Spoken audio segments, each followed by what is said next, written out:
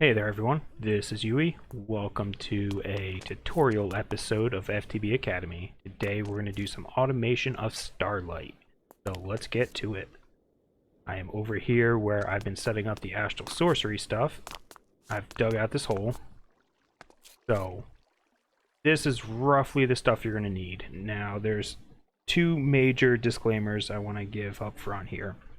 The first is check the config for Astral Sorcery, which is located under config, then astralsorcery.config, not the config, then the Astral Sorcery folder, but there's a file above that. And make sure that aquamarine shale from lava and starlight is not disabled. That's the main thing. If it is, then you can't automate generating aquamarine, and you'll have to manually load it if you do. The next thing is you're going to need some way to access the bottom of the light well, because it only accepts inputs. Let's grab one here, and it doesn't, we'll grab an item duct just to show you. It only accepts inputs and outputs from the bottom. So if you take your item duct and you just surround the thing, it doesn't connect to any of the sides except for the bottom. Now the same is true with fluids. So you need some way to connect both items and fluids to the bottom of the light well. There's multiple mods I can think of offhand that can do this. If you're not playing in FTB Academy, you have, say, Ender.io, which will have the conduits. You can use Extra Utilities, which has the mechanical user, which can right-click the aquamarine into the light well. You can use, say, XNet, which can move items and fluids on the same block. But this is FTB Academy, and we don't have any of those, so we're going to use actually additions. And we're going to use the Phantom Face and the Phantom Liquid Face to be more specific. So you're going to need, oh, well, actually one more thing is that if you take your, I'll show you actually when we set it up. Basically, if there's a certain point where I guess the chunk is lazy loaded and sand doesn't behave properly, and I'll show you a quick example of that when we get to it. But basically, you're going to need a way to place blocks, a way to break blocks. I have a piston and a lever to turn it on and off. You're going to obviously need a bucket of lava and a bucket of liquid starlight. I have storage drawers, which I'm using to buffer the inventories, and I'm using void upgrades to get rid of extra stuff. So you can use other mods if you have them available to you, say trash cans from Extra Utilities or some other way of voiding out. But that's just so that I can leave this running and never have to worry about checking up on it. For my tank, I'm using a black hole tank, but you can use whatever you have access to. And then I have one of each of the materials that we're going to be generating just for the drawer purposes. You're going to need your crescent hammer to... You can use any type of piping, so it doesn't really have to be thermodynamics, but that's what we have access to. So, let's start off with the housing part. So, I am going to put my lava here, so it's going to flow down. So, I'm not making a traditional lava water to make cobble generator where you put the lava, or you would put the water here so it runs down and then the lava here so it runs sideways. I'm doing it so that the starlight runs into the lava stream. And that's important for when you go away from the machine, that it goes straight down and only down. That way you don't have to worry about it running amok everywhere. Next thing, I'm just going to use slabs for this. I'm going to put my liquid starlight here. So I'm just going to box it in so it has nowhere else to go. The piston is going to go here with a lever. so that it can turn off the machine if I really need it to. Now I can put the Starlight here. If I turn it on, it'll drop sand. Alright. That's all we need the buckets for. Now this torch, you need one torch. It's going back here. Or any, you can make this a slab even, or any non-full block. Mainly because when you turn off the machine, it's going to push this sand back. And then it's going to drop onto the torch and break.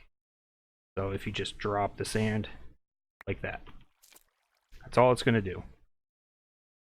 So we're going to use a Absorption Hopper. There are other options available to you. There's, say, the item collectors if you have that mod, or there's the range collectors from Actually Editions. I suppose you could use hoppers too if you really were desperate, but they might be way too slow. So we're going to put the hopper here, which will have the same effect as the torch. They land on it and they break because it's not a full block, and it sucks the items up. We're going to output that to the north, which is that way. You can tell it puts that little block there. And we're just going to put that straight into a drawer controller. Now our 3 drawers right here, I'm just going to put them like this. The rest of these slabs, I'm just going to put them on the ground and on that drawer just so the lava doesn't catch things on fire randomly. I'm going to put sand, aquamarine, and the aquamarine shale. And then I am going to lock each of the drawers. That way it doesn't mess up the order ever. Put this away because I'm done with it. Void upgrades are going on the sand and the aquamarine. Might seem crazy, but like I said, I don't actually anticipate this drawer ever filling up. But if it does, I don't want it to get jammed anywhere. And that's the generator part of it. So this will, you can just let this run. It will generate sand and shale.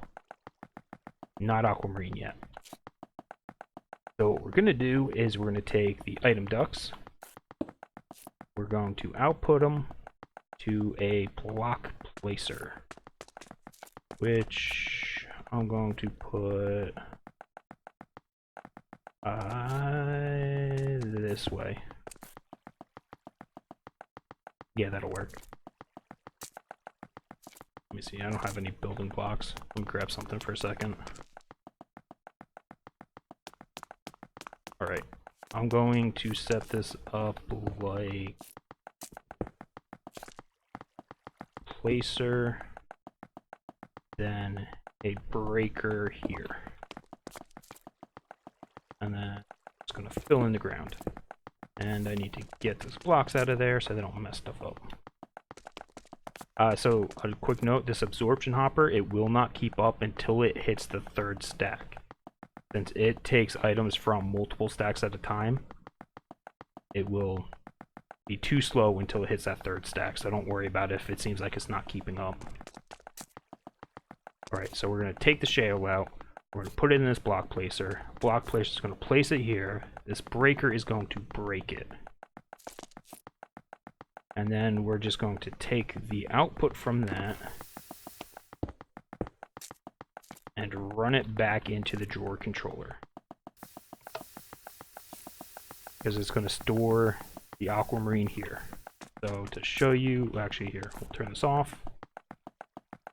By off I mean up. We'll put a servo here. We'll tell it to extract. It'll extract it, place it, and break it. I'm leaving these on deactivation mode so that they run whenever they can. This will have the aquamarine. And so we'll just turn this back, and now it'll go into storage over here. There we go. That's the main part now. So we have sand. Shale is gone now, so, but we're just keeping that as a placeholder, and aquamarine. Now we need to take the aquamarine and get them into the Lightwells. So to do this, you need 1 phantom liquid face and 1 phantom face per light well that you have. I have 3 light wells and 3 of the phantom faces. I'm just going to put my light wells there. I dug a hole underneath so I can access them from the bottom. I don't really need to do that, but you might need to. Alright, I am going to put my liquids here. Now, if you're not familiar with these blocks, they let you have... They link to another block within a... there you go, range 16 it says. So within 16 blocks, this block will act as if it were that block. So in this case, we're using it to link up to a light well. And we're going to do the same with these phantom faces. So this one's for liquids, so it'll pull the Starlight out, and this one's where we're going to insert the aquamarine. So let's see here. We're just going to pull it out, run it along here. So as you can see, this will connect to the... Why did it connect? It shouldn't be connecting yet. Maybe the liquid ones won't. Yeah, the liquid ones won't connect unless you link them up. To link them up, you're going to need a phantom connector. Shift right click the block and shift right click the phantom face. I'm just going to link them all up. And as you can see, when I link them up, they connect the pipe, not that. This to that, that to there. There we go. So that's 380, 381, 382, 380, 381, 382. Alright. So now when they generate Starlight, they'll get piped out. These export automatically. Not sure why, they just do. So you don't need a servo on those. And then we need a servo here. Well, there should just be one, but it doesn't matter. It'll only pull out one. And now if we go check, these guys will get their aquamarines. As you can see, they're not generating Starlight, but they actually are. It's just getting pulled out right away. So if you check the tank is going up. Alright. So technically, this should be working. But now I'll show you the issue that I found and why I am re-recording this episode. So if we come over here, now that chunk over there, can we see it? No. The back. I chunk loaded those chunks just to be on the safe side. So using FTB utilities, they are chunk loaded. So they should never unload, but I guess at some point they lazy load or something, and the sand just lands on the hopper and doesn't break. It's the same if you put a torch here or anything else. So you gotta break it to restart it, which is not ideal. So to fix that, let me grab this bucket real quick. What I found was I could get another breaker and leave it right, no, one closer, right there.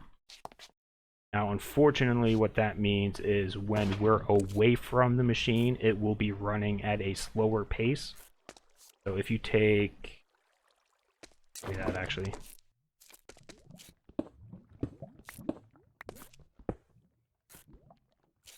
there, lava and say Starlight, in a butthole. I have enough of this, so I don't really care that I just lost that. There we go. To where it generates the sand. So ideally, you can make a generator simple like this, where you just have the sand. This might... Oh, nope. There. Where it'll break it. This will be like a manual cobble gen type of thing. This will be slow. basically, this is how this will be running when you're away from it. It'll be running at a speed similar to this. There's not much you can do about it. I've been playing around with it to try to figure it out. Doesn't really have a good solution that I can find. So that's putting the breaker... Oh, jeez, come on, I keep doing this.